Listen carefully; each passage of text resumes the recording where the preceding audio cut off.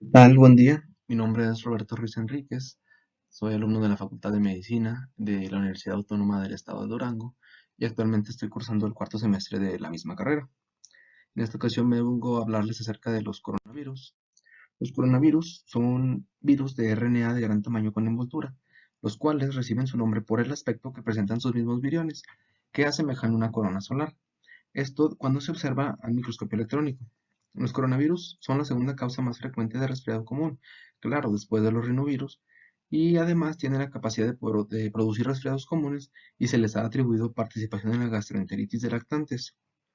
Los virus pueden derivarse de componentes de ácidos nucleicos de DNA o RNA de células hospedadoras que adquieren la capacidad de replicarse en forma autónoma y evolucionar en forma independiente.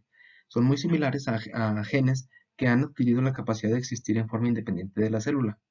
En el 2003 hubo un brote epidémico mundial de un síndrome respiratorio agudo grave, conocido como SARS, y desde diciembre del 2019 hasta la fecha nos encontramos en contingencia debido a un brote epidémico que ocurrió en Wuhan, China, el cual se expandió hasta provocar una pandemia, que la pandemia es cuando una enfermedad infecciosa afecta a un área geográficamente extensa, hablando aproximadamente de dos o más continentes. Los coronavirus son partículas de 120 a 160 nanómetros, con una envoltura que contiene un genoma no segmentado de RNA monocatenario de polaridad positiva. Se puede considerar al coronavirus como el genoma más grande entre los virus de ácido ribonucleico. El RNA genómico aislado es infeccioso. La nucleocápside helicoidal tiene un diámetro de 9 a 11 nanómetros.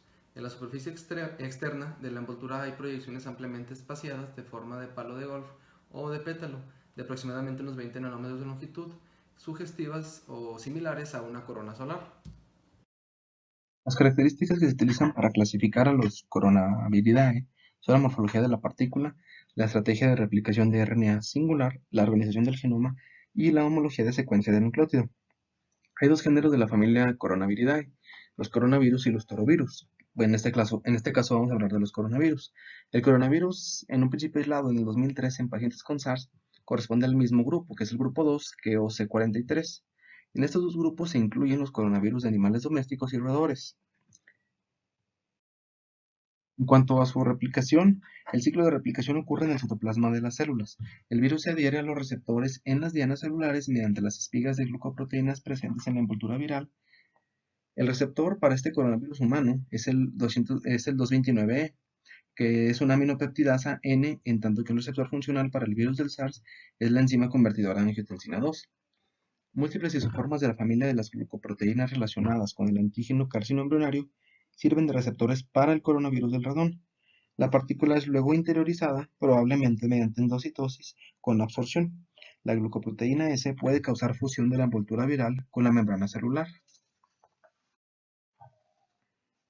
Bueno, ahora pasamos a las infecciones por coronavirus en seres humanos. Respecto a su patogenia, los coronavirus tienden a ser muy específicos de especies. Es poco lo que se sabe sobre la patogenia de las infecciones por coronavirus en el ser humano. La mayor parte de los coronavirus y animales conocidos muestran un tropismo para las células epiteliales del sistema respiratorio o del tubo digestivo. Las infecciones por coronavirus in vivo pueden diseminarse. Las infecciones por coronavirus en el ser humano suelen mantenerse limitadas a las vías respiratorias altas, es común ahí. En cambio, el brote de SARS en el 2003 se caracterizó por una enfermedad respiratoria grave, que comprendía neumonía e insuficiencia respiratoria progresiva. El virus del SARS probablemente se originó en un hospedador no humano. Se cree que se originó en los murciélagos. Se amplificó en civetas de palmera y se transmitió al ser humano en los mercados de hígado animal. Se sospecha que los coronavirus causan algunas gastroenteritis en el ser humano. Hay varios modelos animales para los coronavirus entéricos, como el virus de la gastroenteritis transmisible.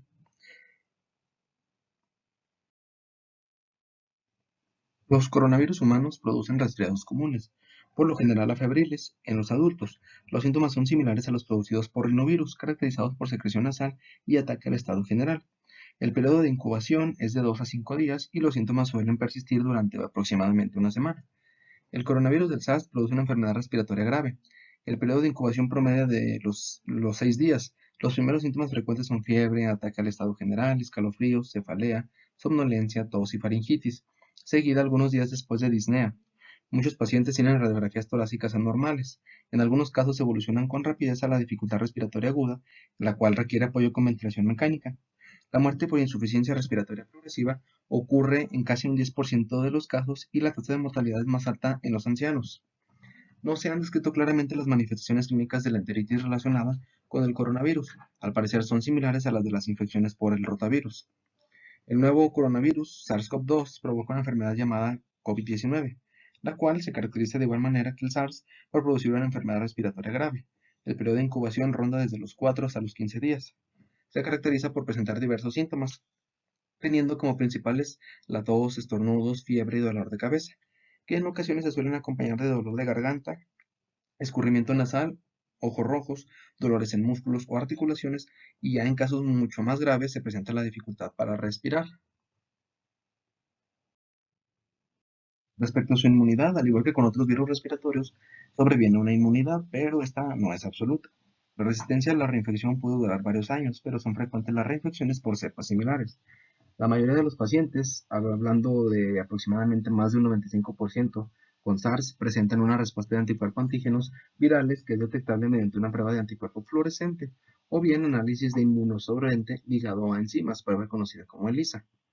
Con el nuevo coronavirus SARS-CoV-2 se sabe que hay personas que generan inmunidad, pero no se sabe con detalle el tiempo de la misma, aunque recientemente la Universidad de Oxford informó en un estudio que la inmunidad tiene una duración de hasta 6 meses.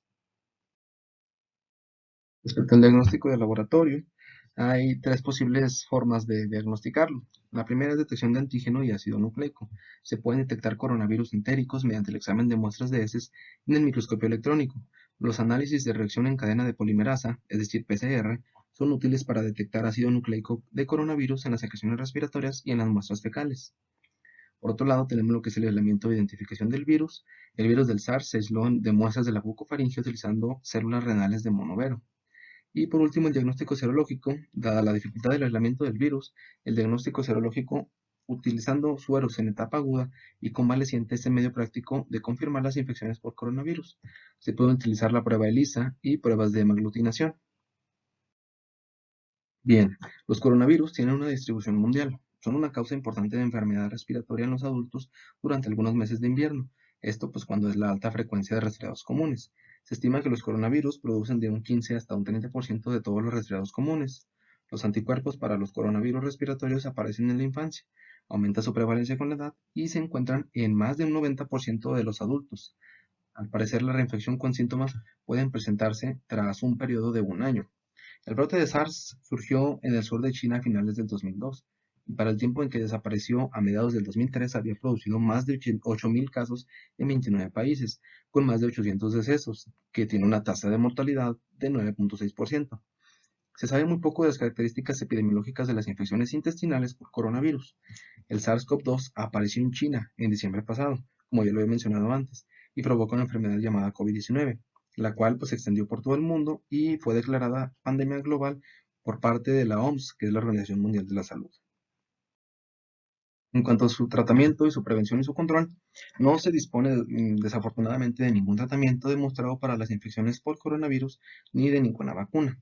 Las medidas de control que fueron eficaces para detener la diseminación de este SARS comprendieron el aislamiento de los pacientes, cuarentena de los que se habían estado expuestos y restricciones de viaje, así como el empleo de guantes, batas, gafas y respiradores por el personal sanitario. Lo mismo sucede con el nuevo coronavirus SARS-CoV-2 que provoca la enfermedad conocida como COVID-19. Y bueno, por mi parte sería todo.